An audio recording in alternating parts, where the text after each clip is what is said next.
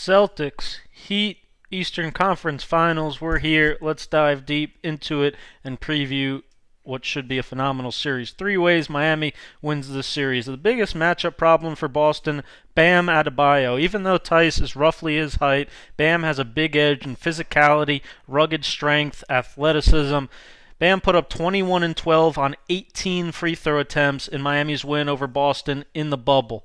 He is, despite his passing skill, despite the fact that he can make a mid-range jumper, he is an old-school throwback big. Despite being a little undersized, he is incredibly tough around the basket. He is a great offensive rebounder, roll man, skilled post player with both hands, a lot of up and unders, gets to the free throw line a ton. Again, Boston would end up switching Marcus Smart onto him from time to time, and Bam pummeled him on the offensive glass. That is probably, again, the biggest concern that Miami has looking at this film, is just not having a great matchup against Bam Adebayo. In the regular season, they tried Jaylen Brown on him, but I think that might have to change now because it would mean Daniel Tice having to guard Jay Crowder instead of Kelly Olynyk with the Heat's new starting lineup. He'll face you up, he'll rip through drive, he can do a whole lot of different things. Daniel Tice, again, will likely be matched up on him from the start. His style is more to try to pull the chair, and while he does play pretty rugged himself, Miami wins this series if Bam just totally dominates down low. That's what they're going to look for from him. Number two, death by threes. In the bubble meeting, Miami made 15 threes to Boston's 10. Duncan Robinson made 5. Tyler Hero made 3. You cannot lose Duncan Robinson at all. Obviously, this is kind of strength against strength. Miami second in three-point percentage in the season, third in the playoffs.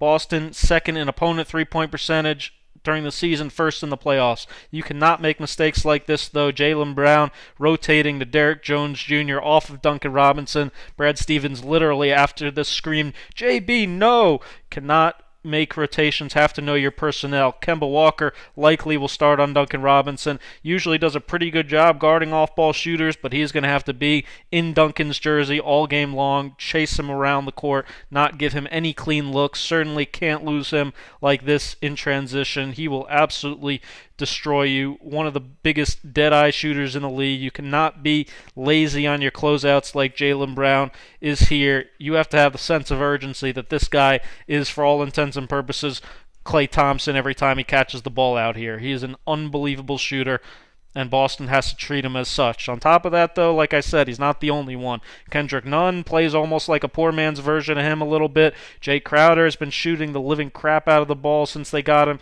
in the Andre Iguodala trade. This play is a pretty good example of how Miami just breaks you down from the three-point line. A transition stagger screen for Crowder, who's going to back cut it. Leads to a little help from Tice. Jaylen Brown then tries to help him a little bit. Now we've got long closeouts. Now they're scrambling. Miami does a phenomenal job moving the ball to find guys like Crowder in the corner. Another good indicator here, this possession, they're going to try initially to post Olynyk on the mismatch. He's not going to get the ball in the post, but where he does get it is the pinch post around that elbow area, and then watch what happens. Miami is going to go split game right here. Boston switches it. Tatum and Hayward, and then split game also here. This is what they do nonstop. This is why Brad Stevens says they play like Golden State, because they run these type of screens, flare screens, down screens, back screens, nonstop, read and react. Andre Iguodala pops open for a second, long closeout. Wanamaker has to come in and help. Again, extra pass, super unselfish team, leads to Hero getting a 3. Duncan Robinson here, coming off floppy action, and then this is the impact of having Jaylen Brown guarding Bam in that 5 spot that he's not used to playing. Here he ends up way overextending, almost ends up fully switching onto Duncan Robinson, leaving Kemba in the dark as Kelly Olynyk pops behind Bam's roll for a 3. Here again, Tyler Hero playing that kind of poor man's version of Robinson. Little pin down from Olynyk. Tice tries to call out a late switch to Kemba Walker, who's way too late recognizing as Olynyk gets the 3. Finally, death by depth. Miami off the bench has Nunn, Hero, Iguodala, Olynyk, maybe Derrick Jones Jr.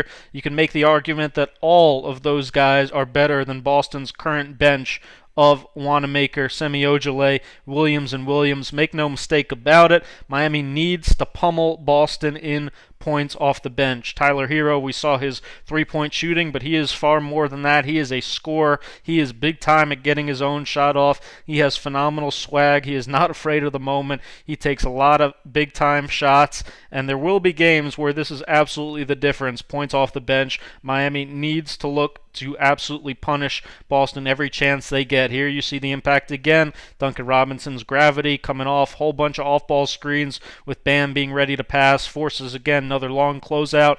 Kendrick Nunn had a phenomenal regular season, still looking to get back in the groove a little bit. Kelly Olynyk, we saw, besides his three-point shooting, do some cutting, do some post-ups. He'll take some charges / flops, but that's his game. You have to know his game. Boston's bench, like I said, they need these guys to hit shots. Semi-Ojeleye, pretty inconsistent overall from three.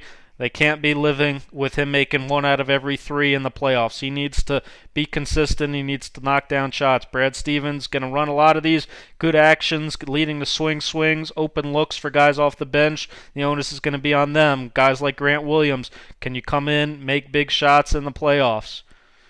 Brad Wanamaker, certainly the backup point guard spot, going to get a lot of these looks. If he can knock them down, Boston will be in decent shape. 3 ways Boston can win this series. Hope is not all lost for them. They have Jason Tatum, Kemba Walker, Jaylen Brown. Tatum 23.5, Kemba and Jaylen around 20.5. All 3 of them would lead Miami in scoring. Jason Tatum proved against Toronto and all regular season that he is just a killer ISO scorer. He is able to get his own shot off in a phenomenal number of ways. He's able to get to the basket. He can play in the mid-range, but he can also just get his 3 off, especially off the dribble on a ton of combination sidestep moves, step back moves, and then again, they are going to put guys like Olynyk in pick and rolls and see if they can stop Tatum from getting all the way to the basket. Even when you have pretty good defenders on him like Crowder, Tatum needs to stay in attack mode. His handle has gotten a ton better this season. He's been really, really good all playoffs getting to the basket. Kemba, like I mentioned, had times in the Toronto series where he looked like the best scorer in the series and also had times where he was nearly invisible. He needs to be super consistent for Boston. In a way, he plays a little bit like Dame, coming off nonstop pick and rolls, give and go actions. If you go under pick and rolls, you're absolutely toast.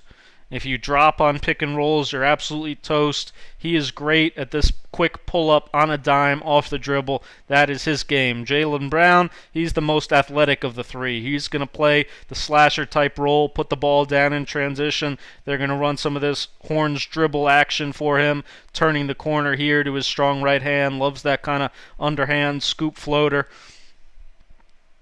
He's going to hezzy dribble and attack the rim. He's a big-time finisher. He will dunk on you or he will hit threes on you. Much, much improved again this season. Miami needs to do a good job, like they did against Milwaukee, showing him a wall in transition. We talked about Bam being guarded by Jaylen. If Bam does guard Jaylen, which he'll have to do it sometimes, it's a challenge for him too. He's got to be ready to defend off the dribble, and even if he does that well, staying down on shot fakes there, then he's got to be ready to have a hand up on the catch, or Jaylen again is going to shoot it right in his face. A lot of different ways to score. And again, Boston's big 3, without question, probably the best 3 pure scorers in this series. Way number 2, Hayward. Will he come back? Which game will he come back? Could make a massive difference in this series. He averaged 22 and 8 in the last 2 meetings these 2 teams had.